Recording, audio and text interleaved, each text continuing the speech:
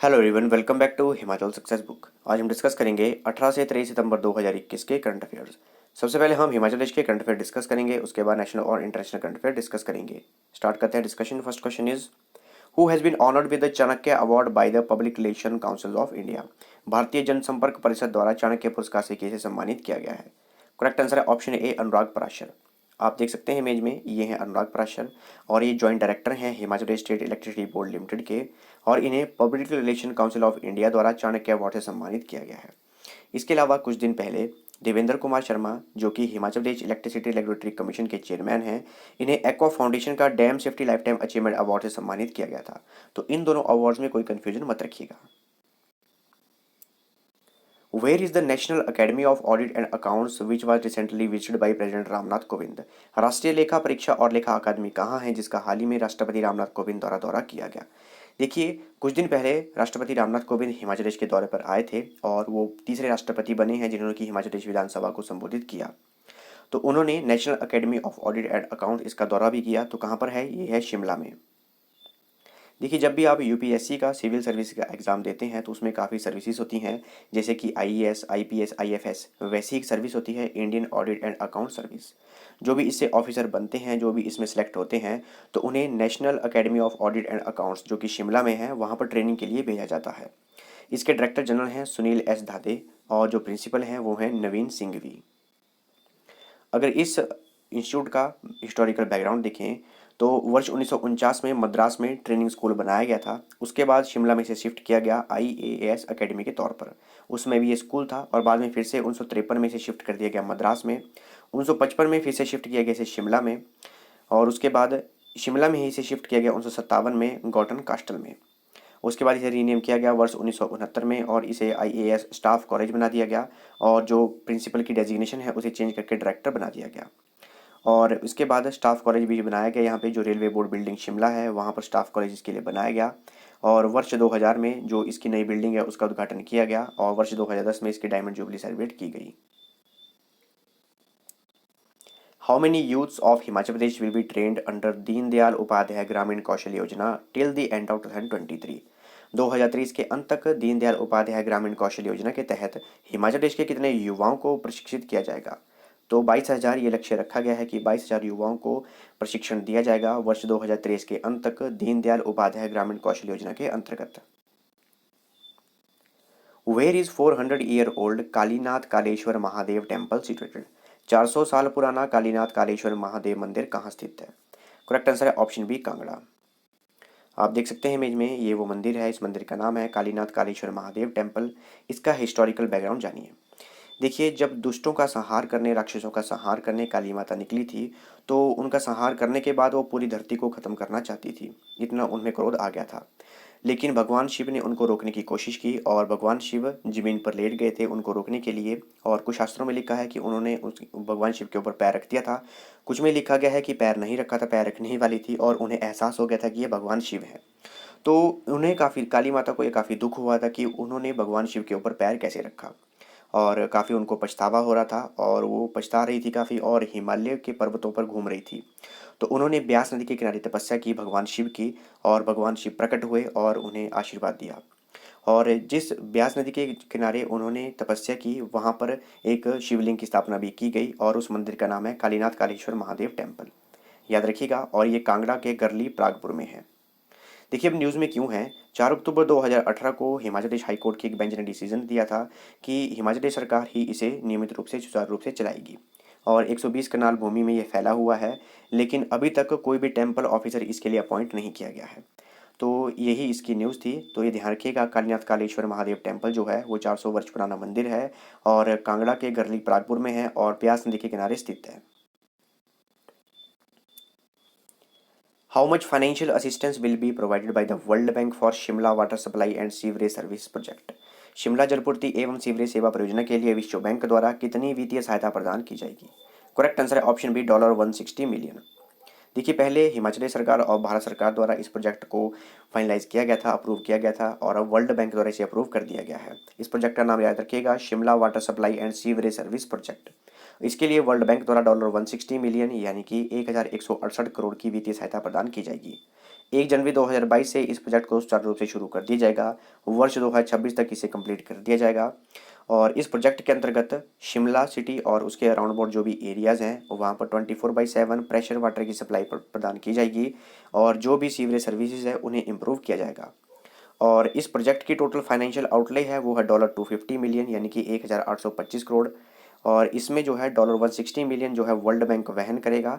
इसके अलावा $90 मिलियन यानी कि 657 करोड़ हिमाचल प्रदेश सरकार खुद देगी। तो याद रखिएगा, काफ़ी इंपॉर्टेंट प्रोजेक्ट है ये और काफ़ी बार न्यूज़ में भी है और काफ़ी बार हम इसे डिस्कस भी कर चुके हैं। और ये भी याद रखिएगा, जो ये 24/7 प्रेशर वाटर सप्लाई की जाएगी इसके लिए सतलुज नदी का पानी उपयोग किया जाएगा। और ये जो प्रोजेक्ट चलेगा वर्ष 2050 तक, इस प्रोजेक्ट के अंतर्गत शिमला शहर और इसके आसपास के जो शहर हैं उन्हें प्रेशर वाटर सप्लाई और जो भी इनकी सीवरेज सर्विसेज हैं इसमें इंप्रूवमेंट प्रदान की जाएगी। बात करें वर्ल्ड बैंक की, जुलाई 1944 में इसकी स्थापना की गई थी। हेडक्वार्टर है वाशिंगटन डीसी यूएसए में और इसके प्रेसिडेंट हैं डेविड मालपास। अगर एग्जाम में आए वर्ल्ड बैंक के प्रेसिडेंट कौन है या वर्ल्ड बैंक ग्रुप के प्रेसिडेंट कौन है तो वो हैं डेविड मालपास, कन्फ्यूजन मत रखिएगा। नेशनल सेमिनार हिंद स्वराज 1857 से 1947 तक का संघर्ष was organised at which place under Azadi ka Amrit Mahotsav. आज़ादी के अमृत महोत्सव के तहत राष्ट्रीय संगोष्ठी हिंद स्वराज 1857 से 1947 तक का संघर्ष का आयोजन किस स्थान पर किया गया। तो नेशनल सेमिनार ये मनाली में आयोजित किया गया था और जो हमारे education language art and culture minister हैं गोविंद सिंह, उन्होंने इसे संबोधित किया। तो इस सेमिनार का नाम याद रखिएगा, हिंद स्वराज 1857 से 1947 तक का संघर्ष। और आज़ादी के अमृत महोत्सव के अंतर्गत इसे आयोजित किया गया था। इसे अखिल भारतीय इतिहास संकलन योजना Himachal Pradesh, Indian council of research Delhi और इतिहास शोध संस्थान नेरी इनके द्वारा आयोजित किया गया था। और किसकी देखरेख में आयोजित किया गया था? HP academy of arts culture and language जो कि शिमला में है। और इन्होंने अपने जो भाषण दिया उसमें ये संबोधित करके कहा कि जो मनाली है वो मनु ऋषि की सिटी है और यहाँ पर मनु धाम भी बनाई जाएगी। हमारे हिमाचल प्रदेश के एजुकेशन यानी कि higher education, elementary education, language और आर्ट एंड कल्चर ये मिनिस्टर हैं गोविंद सिंह। इनकी कॉन्स्टिट्यूंसी है मनाली जो कि है कुल्लू डिस्ट्रिक्ट में। During the third edition of Kaushalacharya awards which ITI was awarded for outstanding contribution to the skill ecosystem. Kaushalacharya पुरस्कार के तीसरे संस्करण के दौरान कौशल पारिस्थितिक तंत्र में उत्कृष्ट योगदान के लिए किस ITI को सम्मानित किया गया? तो ITI जोगिंदरनगर को सम्मानित किया गया। देखिए, जो हमारे यूनियन एजुकेशन और स्किल डेवलपमेंट मिनिस्टर हैं धर्मेंद्र प्रधान, उन्होंने कौशलाचार्य अवार्ड 2021 दिए। इसमें जो भी स्किल ट्रेनर हैं यानी कि जो कौशल को इम्प्रूव करते हैं ट्रेनर्स हैं, लगभग 41 स्किल ट्रेनर्स को ये अवार्ड दिया गया। इसके अलावा इंस्टीट्यूट मैनेजमेंट कमेटी और ITI जोगिंदरनगर को स्किल इकोसिस्टम में कंट्रीब्यूशन देने के लिए अवार्ड दिया गया। इतना ही याद रखिएगा। और हमारे education, skill development and entrepreneurship ये मिनिस्टर हैं धर्मेंद्र प्रधान जो कि राज्यसभा के सांसद हैं मध्य प्रदेश से। International centre for distance education and open learning इकोमोशिनिया टेक्नोलॉजी प्राइवेट लिमिटेड पंजाब है signed MOU with which university for skill development. देखिए, एक यूनिवर्सिटी है हिमाचल प्रदेश में जिसके साथ MOU साइन किया गया है ताकि जहाँ वहाँ के कैंडिडेट्स की स्किल डेवलपमेंट की जाए। इसके अलावा जो हमारा इक्डियोल है जिसे बोलते हैं international centre for distance education and open learning, इनके कैंडिडेट्स की भी स्किल डेवलपमेंट की जाए। तो कौन सी यूनिवर्सिटी के साथ MOU साइन किया गया? तो ये किया गया HP यूनिवर्सिटी शिमला के साथ। तो हाल ही में ये MOU साइन किया गया है हिमाचल प्रदेश यूनिवर्सिटी शिमला के साथ। याद रखिएगा किस किस के बीच में MOU साइन किया गया है। International centre for distance education and open learning और इकोमोशिया टेक्नोलॉजीज प्राइवेट लिमिटेड पंजाब, इनके बीच में ये MOU साइन किया गया है। इससे क्या किया जाएगा? जो स्किल डेवलपमेंट है वो फॉस्टर की जाएगी, इम्प्रूव की जाएगी। जो ट्रेनिंग है उनकी इम्प्रूवमेंट की जाएगी और प्लेसमेंट के लिए भी यहाँ पे कार्य किए जाएंगे। जो ईसीडीओल है इसके डायरेक्टर हैं अशोक बंसल और जो हिमाचल प्रदेश यूनिवर्सिटी है इसके वाइस चांसलर हैं Sikandar Kumar. In how many cities of Himachal Pradesh will the weather display screen be installed? Himachal Pradesh के कितने शहरों में वेदर डिस्प्ले स्क्रीन लगाई जाएगी? तो 5 शहरों में हिमाचल प्रदेश के वेदर स्क्रीन डिस्प्ले लगाई जाएगी और ये लगाएगा मौसम विज्ञान केंद्र शिमला जिसके डायरेक्टर हैं सुरेंद्र पॉल। और ये डिसीजन लिया गया है कि शिमला, लाहौल डलहौजी, हमीरपुर के बाबा बालकनाथ मंदिर और कांगड़ा के चामुंडा मंदिर, यहाँ पर इन 5 जगहों पर वेदर डिस्प्ले स्क्रीन लगाई जाएगी। Where will the hockey astroturf be made in Himachal Pradesh under the Khelo India scheme? Khelo India योजना के तहत हिमाचल प्रदेश में हॉकी एस्ट्रोटर्फ कहाँ बनाया जाएगा? तो सिरमौर के माजरा में हॉकी एस्ट्रोटर्फ बनाया जाएगा। देखिए, जो हमारा केंद्रीय खेल मंत्रालय है उसके द्वारा प्रदेश के 4 खेल प्रोजेक्ट को मंजूरी दी गई है। इसमें हॉकी एस्ट्रोटर्फ, इंडोर स्टेडियम और सेंटर ऑफ एक्सीलेंस ये बनाए जाएंगे। सिरमौर, सुंदरनगर, सोलन और बिलासपुर, इन जगहों पर ये प्रोजेक्ट बनाए जाएंगे और लगभग 15 करोड़ रुपए खर्च किए जाएंगे, जिसमें कि सिरमौर के माजरा में हॉकी एस्ट्रोटर्फ के लिए केंद्र सरकार द्वारा 5.50 करोड़ रुपए स्वीकृत कर दिए गए हैं। इसके अलावा सुंदरनगर में इंडोर स्टेडियम, सोलन में इंडोर स्टेडियम और बिलासपुर के लूणू स्टेडियम को सेंटर ऑफ एक्सीलेंस बनाया जाएगा। हमारी union ministry of information and broadcasting और यूथ अफेयर और स्पोर्ट्स मिनिस्टर हैं अनुराग सिंह ठाकुर। इनकी कॉन्स्टिट्यूंसी है हमीरपुर, जो कि है हिमाचल प्रदेश में। इसके अलावा हिमाचल प्रदेश के हर निर्वाचन क्षेत्र में 2-2 स्टेडियम बनाए जा रहे हैं ताकि जो हमारी स्पोर्ट्स है उसको प्रमोट किया जा सके। विंटर गेम्स पर भी ध्यान दिया जा रहा है। धर्मशाला, शिमला, मनाली, इन जगह पर ऑल सीजन स्टेडियम बनाए जा रहे हैं और भविष्य में बनाए जाएंगे। इसके अलावा बीड बिलिंग की तर्ज पर बिलासपुर में भी अंतर्राष्ट्रीय स्तर की पैराग्लाइडिंग की सुविधा को विकसित किया जा रहा है। और हमारे हिमाचल प्रदेश में ताकि स्पोर्ट्स को और प्रमोट किया जाए तो जो भी पदक विजेता हैं उन्हें सम्मानित किया जा रहा है, जैसे कि पैरालंपिक पदक विजेता जो कि निषाद हैं उन्हें, और ओलंपिक पदक विजेता जो कि हैं वरुण शर्मा, उन्हें हिमाचल प्रदेश सरकार द्वारा 1-1 करोड़ की धनराशि प्रदान की जाएगी। और हिमाचल प्रदेश के forest, youth services and sports minister हैं राकेश पठानिया, जिनकी कॉन्स्टिट्यूंसी है नूरपुर, जो कि है कांगड़ा डिस्ट्रिक्ट में। After Kufri, now the meteorological center will be installed Doppler weather radar at which place in Himachal Pradesh. Kufri के बाद अब मौसम विज्ञान केंद्र हिमाचल प्रदेश में किस स्थान पर डॉपलर मौसम रडार स्थापित करेगा? तो चंबा के जोत में ये डॉपलर मौसम रडार जो है स्थापित किया जाएगा और इसे स्थापित किया जाएगा मौसम विज्ञान केंद्र शिमला द्वारा। इससे पहले कुफरी में भी इंस्टॉल किया गया था और अब चंबा के जोत में इंस्टॉल किया जाएगा और जो इसका दायरा होगा वो लगभग 150 किलोमीटर तक का होगा। इसके अलावा सुंदरनगर के मुरारी देवी, ये जो है मंडी डिस्ट्रिक्ट में है, और किन्नौर और लाहौल स्पीति, यहाँ पर भी डॉपलर लगाने के लिए संभावनाएं तलाशी जा रही हैं। अच्छा, अभी हमने डिस्कस किया और ये काफ़ी इंपॉर्टेंट क्वेश्चन है, किसी न किसी एग्जाम में देखा जाएगा। At which place did union earth science minister doctor Harshvardhan inaugurate the first Doppler weather radar in January 2021? देखिए, जनवरी 2021 में जो उस समय हमारे union earth and science minister थे डॉक्टर हर्षवर्धन, उनके द्वारा फर्स्ट डॉपलर वेदर रडार जो है उसका उद्घाटन किया गया था। तो हिमाचल प्रदेश के किस स्थान पर किया गया था? अभी हमने डिस्कस किया, तो ये किया गया था कुफरी में। वेरी वेरी इंपॉर्टेंट क्वेश्चन, ध्यान रखिएगा। और 146वां Indian meteorological department foundation day था, उस दिन ये किया गया। तो शिमला के कुफरी में और उत्तराखंड के नैनीताल के मुक्तेश्वर, यहाँ पर फर्स्ट डॉपलर वेदर रडार ये इंस्टॉल किए गए। इसके अलावा उसमें ये घोषणा भी की गई कि मंडी और चंबा के डलहौजी यहाँ पर भी इंस्टॉल किए जाएंगे और जो भी डॉपलर वेदर रडार हैं इनकी जो सर्कुलर रेडियस जो इनका कवर करता है जो एरिया, वो 100 या 150 किलोमीटर तक का जो इनका एरिया रहता है। इससे होगा क्या, जो भी हमारे फार्मर्स हैं उनको मौसम की जानकारी पूरी पूरी मिलेगी और वो अपनी जो क्रॉप्स हैं उनको प्रोटेक्ट कर सकते हैं, और जो टूरिस्ट हैं वो भी ध्यान में रख सकते हैं कि कहाँ का मौसम कैसा होगा।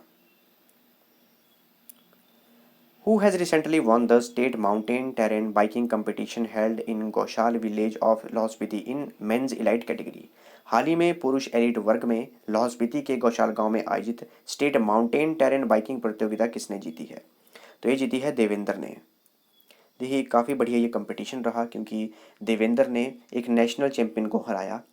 तो हिमाचल प्रदेश के लाहौल स्पीति के गौशाल गांव में स्टेट माउंटेन टेरेन बाइकिंग प्रतियोगिता का आयोजन किया गया था और जो इलाइट कैटेगरी है उसमें चंबा के देवेंद्र ने इस प्रतियोगिता को जीता।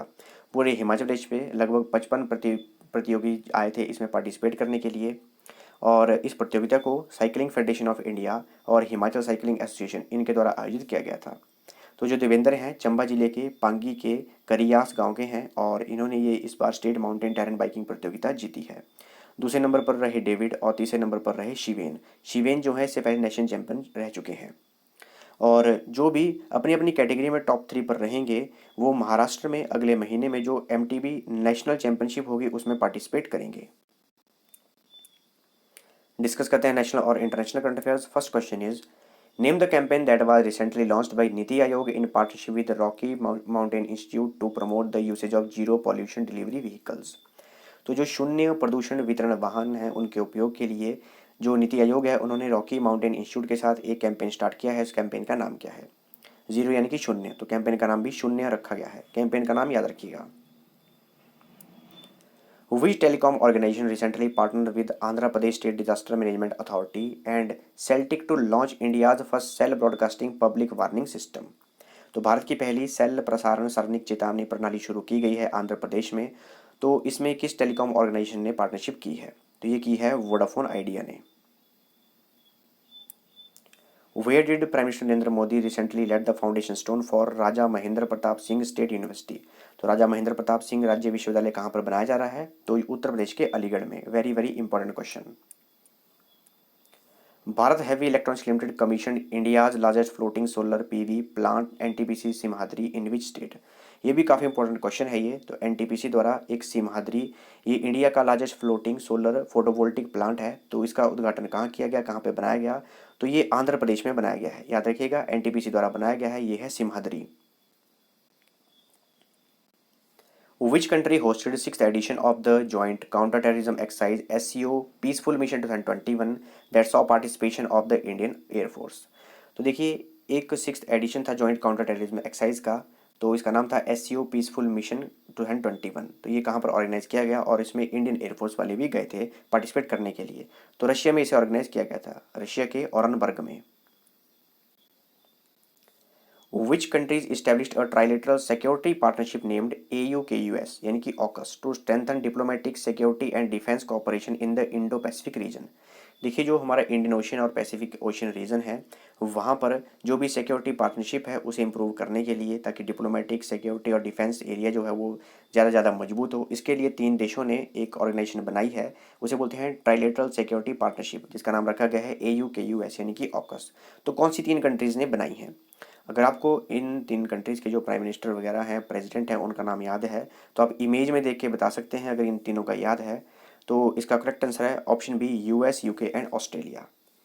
ये देखिए, ये US के प्रेसिडेंट है जो बाइडन, और ब्रिटेन के प्राइम मिनिस्टर हैं कौन है, बोरिस जॉनसन, और ये ऑस्ट्रेलिया के प्राइम मिनिस्टर हैं स्कॉट मॉरिसन। तो याद रखिएगा AUKUS यानी कि ऑकस। तो ये US, UK और ऑस्ट्रेलिया, इन तीनों के द्वारा ट्राइलेटरल सिक्योरिटी पार्टनरशिप बनाई गई है चाइना को काउंटर करने के लिए। और कहाँ पर? इंडिया पैसिफिक रीजन में।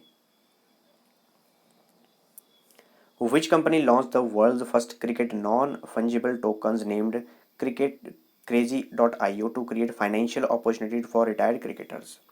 देखिए, आपने क्रिप्टो करेंसी के बारे में सुना होगा, तो वैसे ही वर्ल्ड की first cricket non fungible token start किए गए हैं। तो ये स्टार्ट किए हैं क्रिकेट फाउंडेशन ने, ताकि जो रिटायर्ड क्रिकेटर्स हैं उनके लिए फाइनेंशियल अपॉर्चुनिटीज़ यहाँ पे तैयार की जा सकें। What was India's GDP growth projection for 2021 as per the UNCTAD report Trade and Development Report 2021 released in September 2021? देखिए, जो UNCTAD है उनके द्वारा अभी ये प्रोडिक्शन की गई है कि 2021 में इंडिया की GDP प्रोडक्शन ग्रोथ क्या रहेगी? तो ये रहेगी 7.2%। Which company recently became the second Indian firm to reach the $200 billion market capitalization? तो सेकंड इंडियन फर्म कौन सी बनी है जो कि $200 बिलियन इनकी मार्केट कैपिटलाइजेशन हो चुकी है? तो है TCS यानी कि टाटा कंसल्टेंसी सर्विसेज। पहली कौन थी? रिलायंस इंडस्ट्रीज। पहली भी याद रखिएगा, दूसरी भी याद रखिएगा। Which organisation recently launch Kisan store for door step delivery of agriculture products to farmers?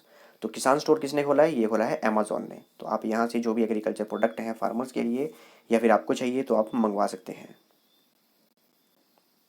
President Ramnath Kovind presented National Florence Nightingale Awards 2020 to how many nurse personnel across the India to recognize the meritorious services provided by the Nurses Society?